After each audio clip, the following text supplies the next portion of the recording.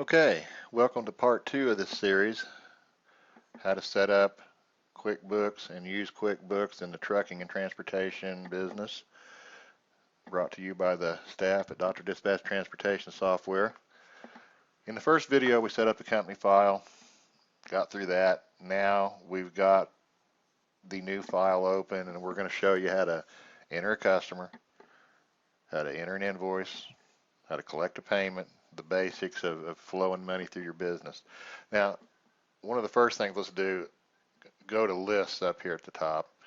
Get familiar with this. Your chart of accounts is here, item list for invoicing. There's lots of stuff on here that can't be found other places. We'll have a peek at the chart of accounts that it's set up for us. Very generic. You got income, you got expenses. You can sort by any of these. You can sort by name. Just know that when you're trying to find this stuff. And sometimes this is easier to see what's what. Gross trucking income, good enough. QuickBooks is all about good descriptions on accounts, not numbers. You can use account numbers.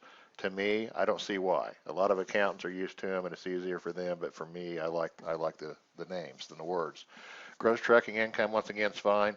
I don't like having a lot of income accounts. It's good to have one income account in my mind, and then put sub accounts underneath it. Fuel surcharge. This was entered by QuickBooks. I'm going to right-click and edit that account, and make that a sub account of the gross trucking, and save it. Now watch what this does. You can see it staggers it out. It's all going to be captured here, but yet broke down underneath. So if you have more income accounts you want to put in there, that's fine. Trucking guys,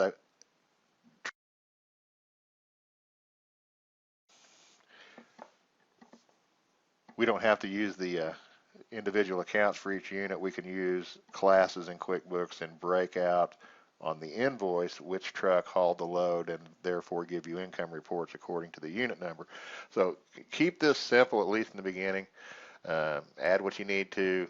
If you see anything else you need, if you want to get office expenses and group a bunch of sub accounts, that's fine. Cell phone, phone bills, you can do all that. Now, let's get started on making some money here. First thing you got to have is a customer. Customer list is blank. Right click, new customer. We're just going to put in something generic here and put in the word new customer. I like to copy and paste this, however you want to do it. And the reason for that is I tab through the entry process, and I'm going to need to put it in again here and down here, and it's easier than typing it. Opening balances. If you're good enough at this to put in an opening balance, that's what the customer owes you right now before you start this, that's great. And of course a date to go with it. If not, you can leave it alone and it'll accumulate on its own. Tabbing on down to the customer name, we paste the same name in again a second time. And then I tab on down and I'm ready for the address. At this point, hit enter and just put the address as it may be. And you can do an address to, whatever, just however you need to do it. Put in the address, city, state, zip, like that. I'm not going to take the time, but it's always good to have a contact name, obviously a phone number, fax. All this stuff's great to have. And we'll explore this other stuff. Really, there's nothing else to do in here.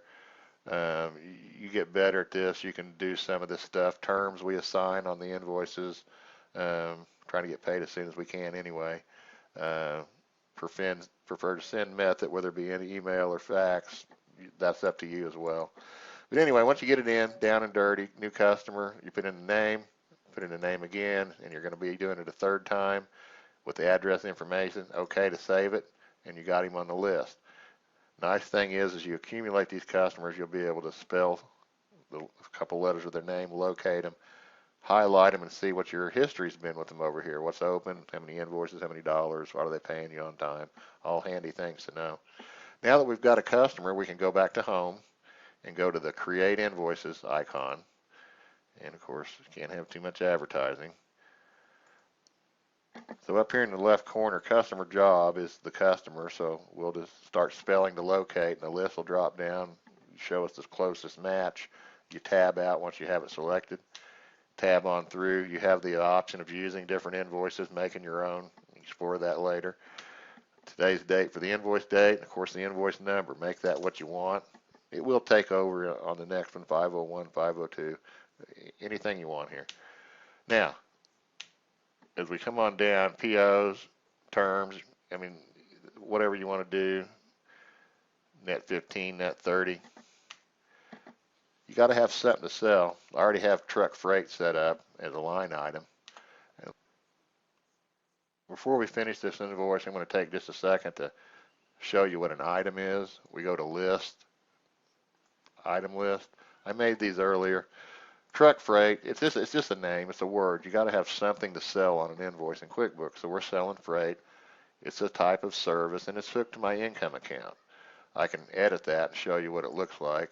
You just say, give me a new one, give it a name of any kind, connect it to whatever account it is. And you can have different kinds of items, you know, payments.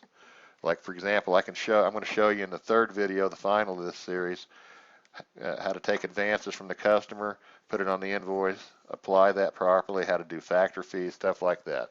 But for now, most line items are just a service type. I have one for truck freight, and I have one for fuel surcharge. We'll use these in the advanced video 3 coming later.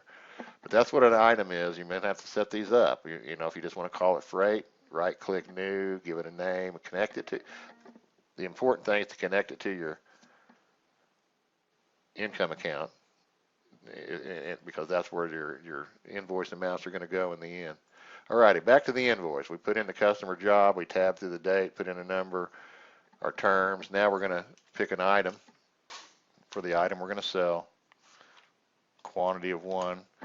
I'm just going to do flat rate, you know, just telling the customer how you're charging. And this would be a flat rate load, let's say $1,800. Of course, you can come back down and add on the fuel surcharge. Quantity again is required. And whether you spell it out or not, it's up to you. Put something like, say, 15%. And you probably can get in here and get it to do the math.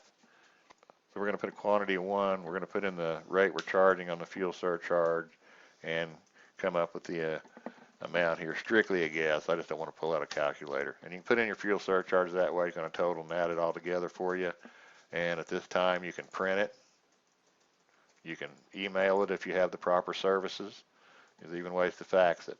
But you do need to save and close the invoice after you printed it. And at this point, once again, you can't have enough advertising.